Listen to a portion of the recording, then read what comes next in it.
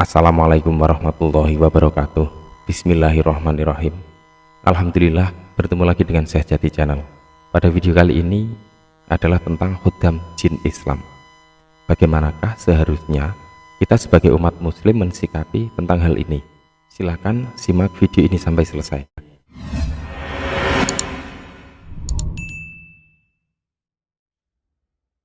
Sebelumnya saya berterima kasih yang sangat besar sekali kepada subscriber Syekh Jati atas nama akun Dwiyanti. Beliau sudah memberi sedikit penjelasan tentang dampak negatif memiliki khuddam jin muslim. Pertanyaan tersebut ditulis dalam kolom komentar video Syekh Jati yang berjudul "Hu Allah adalah hakikat kenal Allah". Mari langsung saja kita bacakan pertanyaannya. Syekh Jati, tolong sampaikan kepada umat Islam, jangan punya khuddam jin muslim. Baru ini malam saya keluarkan jin nasab muslim saya. Kemudian di dalam komentar yang lain yang berjudul buka video ini, terbukalah mata batin Anda, beliau juga berkomentar, dan ternyata jin nasab muslim tersebut mengakui semua kejelekannya di hadapan guru saya. Kata beliau, guru saya membongkar kejelekan memiliki khuddam jin. Hampir rata-rata khuddam jin muslim tersebut akan mengambil sukma dan korin orang yang dia ikuti tersebut pada saat dia meninggal. Dalam kolom komentar yang lain, beliau juga menjelaskan bahwa bahaya punya khuddam dari jin muslim diantaranya adalah yang pertama, saripati makananmu diambil oleh jin tersebut. Kemudian yang kedua, rohani akan terganggu. Tolong Syekh Jati buat video jangan punya khuddam dari jin muslim, soalnya malam ini saya keluarkan jin nasab muslim saya.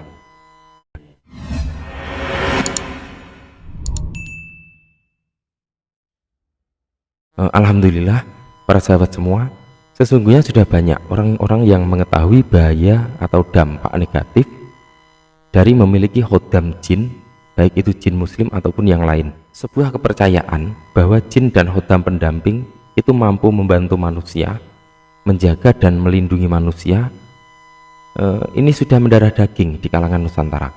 Tentunya bagi mereka yang masih suka menggunakan cara-cara instan tanpa perlu proses yang panjang dan melelahkan di jalan Tuhan. Banyak sekali sesebutan. Ada khuddam pendamping, khuddam yang dipanggil dari luar diri, khuddam leluhur atau bernasab, khuddam alami, ada jin muslim, perahyangan, perdayangan, serta masih banyak lagi sesebutan makhluk halus yang dipercaya dan terbukti memang mampu untuk membantu manusia. Jadi secara kasat mata mungkin ada pengaruh positif karena mereka membantu manusia. Akan tetapi bagaimanakah hakikat sesungguhnya di dalam mensikapi hal yang satu ini? Apakah kita sebagai manusia yang dibekali akal dan memiliki intelijensi yang tinggi, apakah kita bisa peka? Sebenarnya apakah ada dampak menggunakan khuddam jin muslim tersebut? Apakah derajat kita sudah mampu melampaui Nabi Sulaiman alaihissalam sehingga kita memakai bantuan mereka tanpa berpikir panjang dan tanpa menggunakan akal tentunya? Allah SWT berfirman di dalam surat Al-A'raf ayat 27, wahai anak cucu Adam, jangan sampai kamu tertipu oleh setan sebagaimana halnya dia atau setan telah mengeluarkan ibu bapakmu dari surga dengan menanggalkan pakaian keduanya untuk memperlihatkan aurat keduanya. Sesungguhnya dia dan pengikutnya dapat melihat kamu dari suatu tempat yang kamu tidak bisa melihat mereka. Sesungguhnya kami telah menjadikan setan-setan itu pemimpin bagi orang-orang yang tidak beriman. Para sahabat semua, jika dicermati dari ayat tersebut sebenarnya mengandung larangan untuk melihat makhluk halus tersebut, apalagi menggunakan kekuatannya.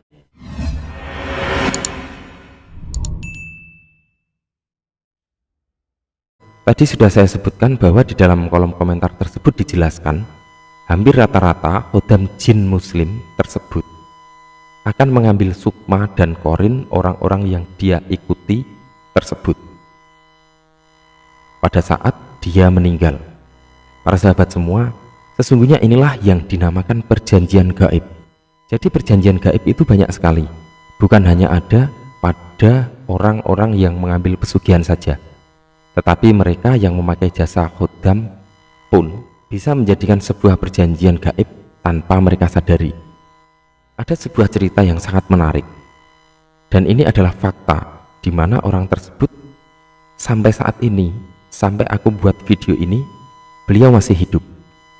Pada saat dia kecil, kurang lebih umur 6-9 tahun, dia bisa melihat penampakan sekali, 2 kali, 3 kali, dan seterusnya, sampai tak terhitung berapa kali dia menyaksikan hal tersebut. Kemudian yang dulunya takut, akhirnya sekarang dia merasa biasa-biasa saja ketika melihat penampakan. Yang dulunya merasa penasaran, akhirnya sekarang merasa bosan. Ini wajar karena memang sifat manusia seperti itu. Akhirnya dalam beberapa tahun yang dia lalui, karena dia sudah merasa bosan, dia pun ingin lepas dari kondisi tersebut. Dia ingin menjadi manusia yang normal, tidak terlalu terganggu dengan penampakan-penampakan tersebut, sehingga akhirnya terjadilah tolak menolak antara terlihat penampakan dan ketidakmauan beliau untuk tidak melihat, sehingga akhirnya terjadilah percakapan antara seorang anak manusia dengan makhluk halus. "Hai makhluk halus, apa yang kau inginkan? Aku tidak mau melihatmu lagi," kata si anak. "Aku mau ikut denganmu," kata makhluk halus. "Aku tidak mau, aku sudah punya keluarga yang damai di sini," kata si anak. "Tidak masalah, karena kita beda, dan aku pun tidak ingin mengganggu mereka," kata makhluk halus. Makhluk halus tersebut selalu memaksa, dan si anak tersebut pun tidak mau.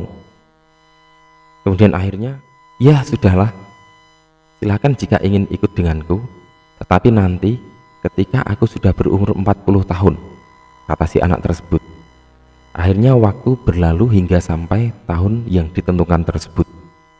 Maka tepat setelah si anak tersebut dewasa dan berumur 40 tahun, setelah merayakan ulang tahun yang ke-40 persis, makhluk halus tersebut pun resmi ikut dengan si anak. Akhirnya kehidupan beliau berubah 180 derajat, drastis. Dia hampir tidak bisa membedakan mana yang lahiriah dan mana yang batiniah.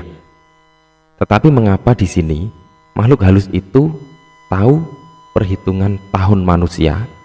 Bukankah ada perbedaan waktu yang sangat jauh antara alam gaib dan alam nyata? Maka seperti itulah sekilas contoh perjanjian gaib. Tidak terbatas oleh ruang dan waktu. Jadi mohon berhati-hatilah dan berpikir panjang ketika kita berkeinginan terhadap hal-hal yang gaib atau sesuatu yang di luar nalar manusia.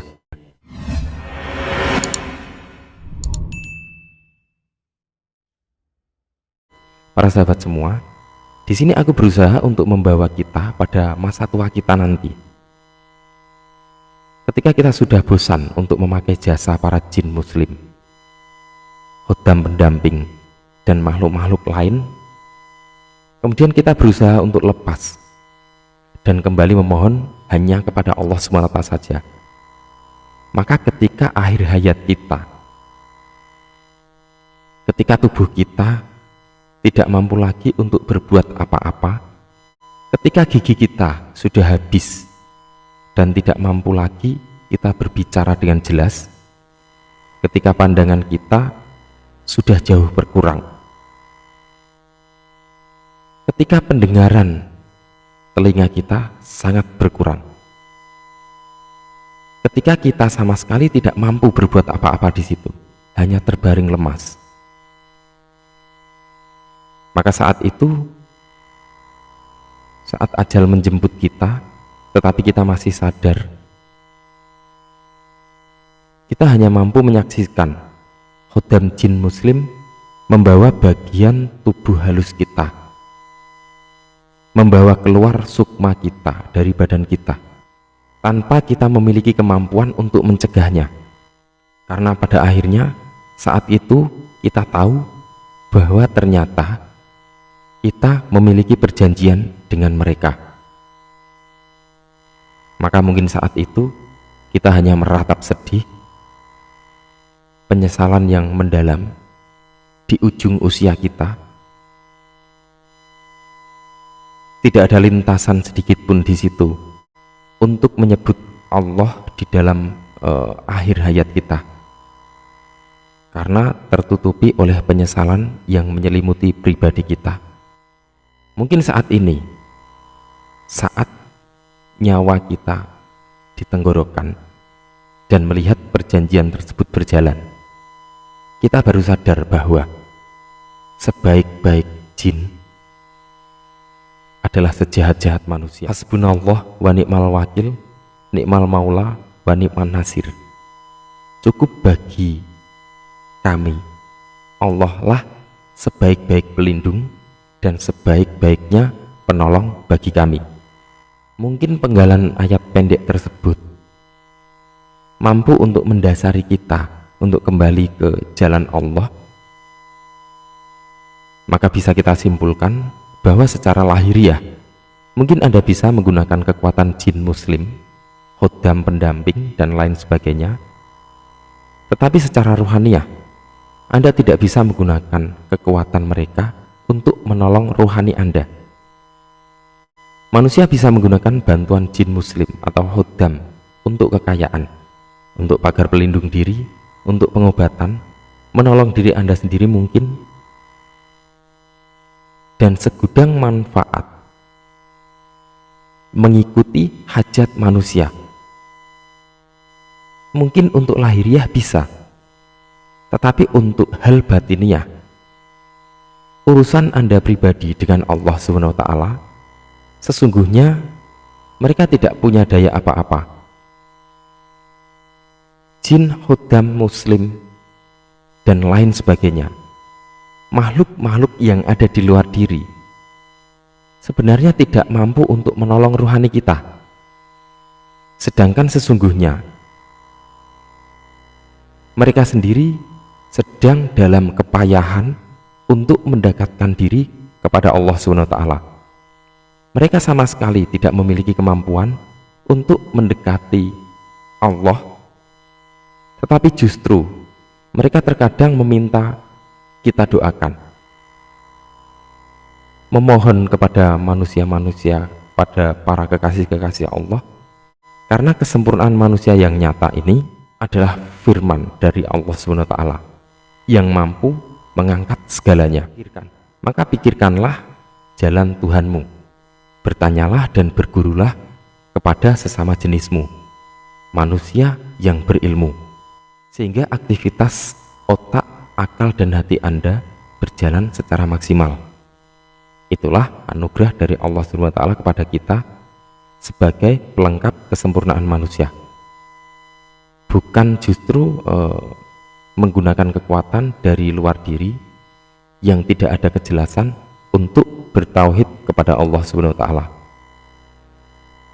Khodam dan makhluk lain mampu membantu lahiriah Anda, tapi batiniah Anda mereka tidak memiliki daya. Mereka tidak mampu dan tidak memiliki daya apa-apa untuk urusan tersebut. Jadi jika Anda mengaku orang berspiritual, pikirkanlah tentang hal ini. Semoga bermanfaat. Wallahu a'lam bishawab. Wassalamualaikum warahmatullahi wabarakatuh.